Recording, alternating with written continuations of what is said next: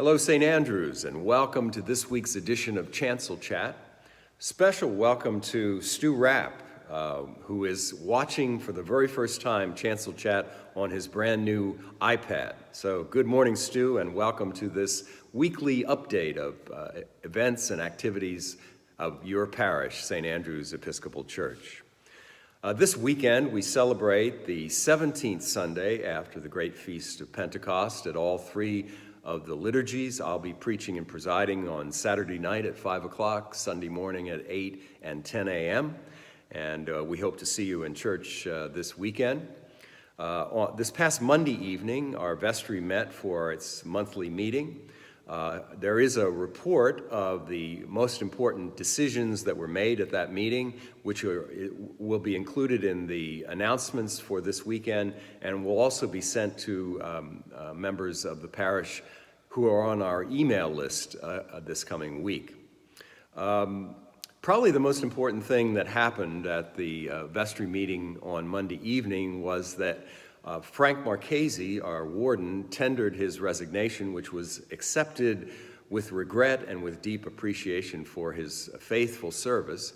And the vestry also appointed Pat Jackson, who agreed to come out of retirement. She had served as warden when I first came to St. Andrews, and to fill the unexpired term of Frank Marchese. So we are deeply grateful for Pat and for her leadership and her willingness to step up and fill this vacancy in this important leadership position here at St. Andrews.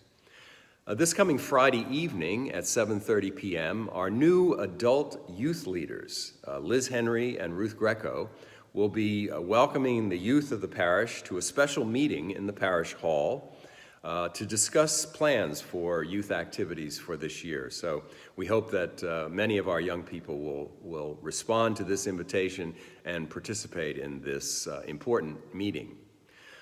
Then on Saturday, the 15th of September, we're having a special men's breakfast in the parish hall, which will begin at 9 a.m. Now, normally the men's breakfast begins at 8 o'clock, but this special breakfast will be here at the church and will begin at 9 o'clock. Our guest speaker will be the Reverend Irving Fryer. Irving is the pastor of New Jerusalem House of God here in Mount Holly. He grew up in Mount Holly as a graduate of RV High School, and for 17 seasons played as a wide receiver in the NFL, including several very successful seasons with the Philadelphia Eagles. So we hope many of the men of the parish will plan to be with us to hear Pastor Fryer's rather unique journey, a story of his life and his ministry. Then Saturday evening, immediately following the Saturday evening service, we'll be having our September community dinner in the parish hall. Doors will open about 6:15, and this will be Frank Marchese's final meal as coordinator of our community dinner program. So we'll be honoring Frank, and we are looking for someone to step up and assume that position of coordinator of our community dinner program, which has become kind of the centerpiece of our outreach, community outreach in this community. So if you're interested and would like additional information, please get in touch with me as soon as possible because we do need to fill this vacancy. Let's see, Welcome Back Sunday will be 1 week from this Sunday. And we'll have a regular Sunday morning schedule. After the 10 o'clock service, we will have a special coffee hour in the parish hall. There'll be a ministry fair. Representatives of the various ministries of the parish will be there to recruit new volunteers and share information about the work that they're doing. We'll also be honoring several of our volunteers and thanking them for their service. So please mark your calendar and plan to be with us for this Welcome Back Sunday, September 23rd, immediately following the 10 o'clock service. And then looking ahead to the month of October, we are joining with the three other Episcopal parishes in our area, Grace Pemberton, Trinity Vincenttown, and St. Martin's in Lumberton, for a special celebration, a special blessing of the animals, which always takes place on the Sunday closest to the feast of St. Francis of Assisi. And this year it will be on Sunday, October 7th. Pemberton, Grace Church in Pemberton will be hosting the event. It begins at 2 o'clock. So please plan to bring your pets for a special blessing. And this will be a wonderful occasion, I'm sure, as we celebrate the feast of St. Francis and have a special blessing for our beloved pets. So as far as prayer requests, we ask that the parish continue to pray for Judy Thompson, Richard Tegethoff, and Ginny Trembetta as they recover from surgery. And also pray for Mimi Phillips, who is back in the hospital, and Bob McCulloch, who probably will be discharged today, but spent a couple of days in the hospital this past week. And we'll also want to pray for the millions of Americans who are in the path of Hurricane Florence, which is at this moment bearing down on the Carolinas. And it looks like a huge storm which will have a devastating impact between the huge amounts of rain that will fall and the storm surge and all of that.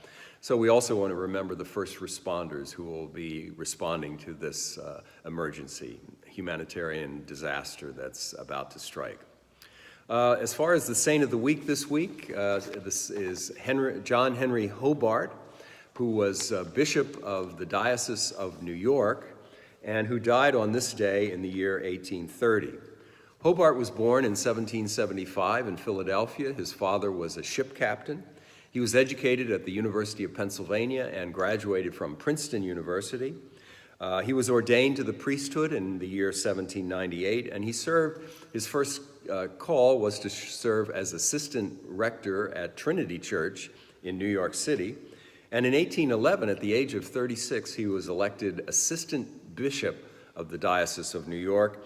And then in 1816, he became the permanent bishop of New York. He served there for 14 years, and during his tenure, he was the founder of two very prominent educational institutions, General Theological Seminary in New York City and Hobart College.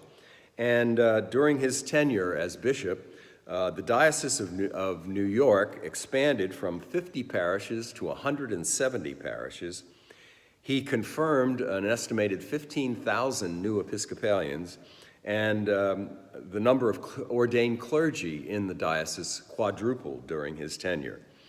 So Bishop Hobart's vision and enthusiasm and energy not only transformed the Diocese of New York, but was also responsible for revitalizing the Episcopal Church in America following the American Revolutionary War. So we remember today and give thanks to God for the life and ministry of John Henry Hobart, Bishop of New York, who died on this day in the year 1830. So that's about all we have for today. Wishing you and your family a pleasant weekend. We hope to see you in church this weekend, and we will talk again next week. God bless you.